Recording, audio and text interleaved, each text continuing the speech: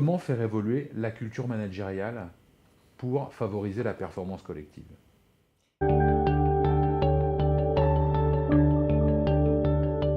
Il y a un premier point que je voudrais souligner dans un premier temps, c'est la nécessité d'avoir des profils qui n'ont pas peur.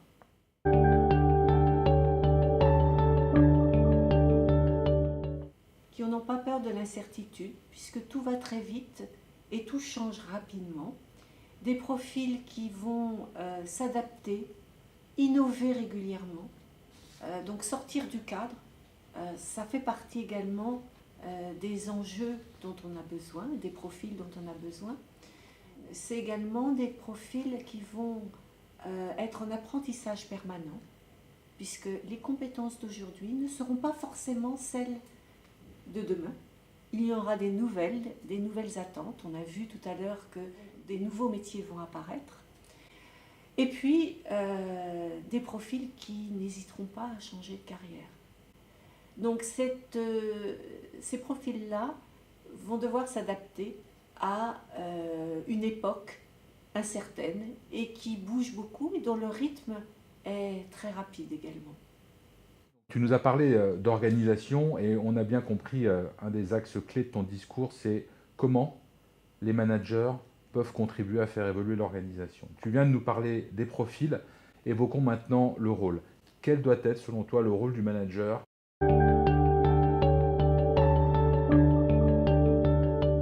Le rôle du manager glisse d'une organisation en râteau vers une communauté où les compétences s'entrelacent pour gérer les projets en coordination et en réseau.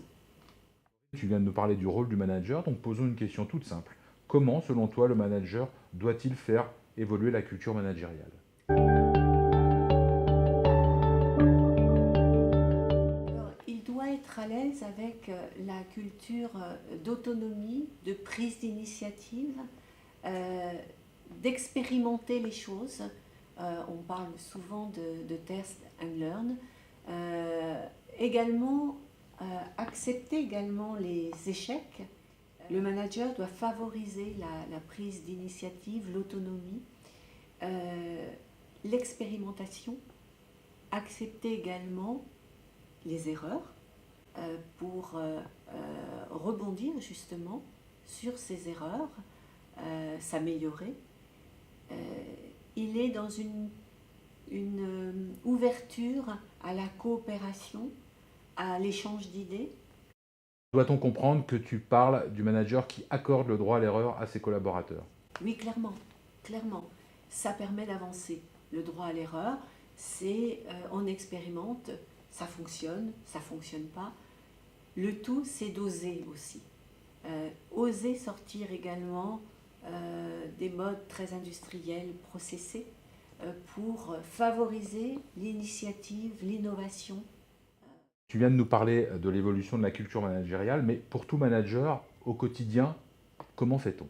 La posture du manager doit évoluer, qui est une posture en fait de geste où je suis prescripteur d'un travail à faire et je le contrôle, enfin schématiquement.